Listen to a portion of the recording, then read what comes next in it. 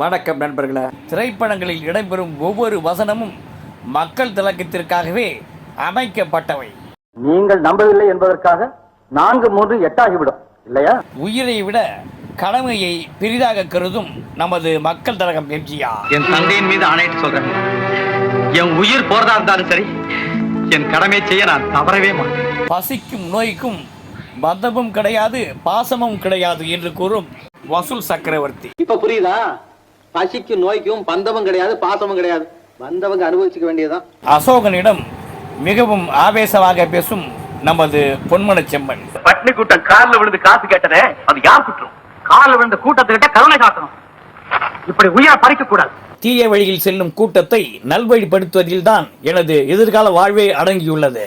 சட்டப்படி சரியோ தவறோ, தர்மப்படி அந்த கூட்டத்தை திருத்துவதில் தான் என் எதிர்கால வாழ்க்கை இருக்கிறது. Like, subscribe, comment, share and bell button அழுத்துங்க.